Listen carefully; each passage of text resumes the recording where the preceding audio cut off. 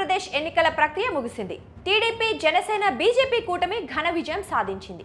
దీంతో ప్రభుత్వ ఏర్పాటుకు రంగం సిద్ధమవుతోంది. ఈ నెల 12న చంద్రబాబు సీఎంగా ప్రమాణ స్వీకారం చేయనున్నట్లు టీడీపీ నేతలు చెబుతున్నారు. కేబినెట్లోకి ఎవరిని తీసుకుంటారు, పవన్ కళ్యాణ్కు ఏ పదవి ఇస్తారన్నది ఇప్పుడు ఆసక్తికరంగా మారింది. మరోవైపు ఎన్నికల కౌంటింగ్ తర్వాత నుంచి వైసీపీ నేతలు, కార్యకర్తలపై టీడీపీ వాళ్ళు దాడులకు పాల్పడుతున్నారని వైసీపీ ఆరోపిస్తోంది. టీడీపీ దాడుల నుంచి తమ వాళ్ళను రక్షించాలని వైసీపీ అధినేత ఎక్స్ వేదికగా గవర్నర్ను కోరటం చర్చనీయాంశమైంది.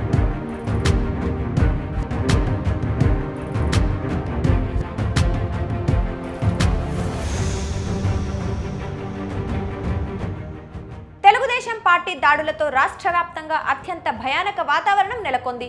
ప్రభుత్వం ఏర్పాటు కాకముందే టీడీపీ ముఠాలు స్వైర విహారం చేస్తున్నాయి. ఎక్కడికక్కడ గ్రామ సచివాలయాలు, ఆర్బీకే లాంటి ప్రభుత్వ, ప్రైవేటు ఆస్తులను ధ్వంసం చేస్తున్నారు. వైసీపీకి చెందిన నాయకులు, కార్యకర్తలకు రక్షణ లేకుండా పోయింది. అధికార పార్టీ ఒత్తిళ్లతో పోలీసు వ్యవస్థ నిస్తేజంగా మారిపోయింది. వెరసి 5 ఏళ్లుగా పటిష్టంగా ఉన్న శాంతి భద్రతలు పూర్తిగా దెబ్బతిన్నాయి.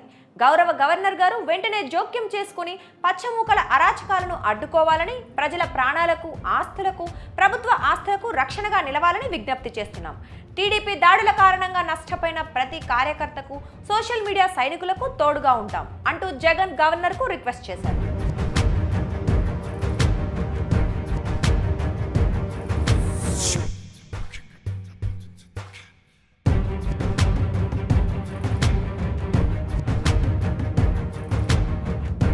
ఎన్నికల కౌంటింగ్ తర్వాత TDP, Janasena party cadre YCP శ్రేణులపై దాడులకు తెగబడుతోందని ఆ పార్టీ నేతలు ఆరోపిస్తున్నారు. ఈ ఘటనల్లో పలువురికి తీవ్ర గాయాలయ్యాయని, కడప, పల్నాడు, ఏలూరు, గుంటూరుతో పాటుగా మరికొన్ని జిల్లాల్లో ఈ దాడులు జరుగుతున్నాయని వైసీపీ చెబుతోంది. పోలీసులు వెంటనే స్పందించి దాడులు చేసిన వారిపై కేసులు నమోదు చేయాలని, వైసీపీ క్యాడర్కు రక్షణ కల్పించాలని కోరుతున్నారు.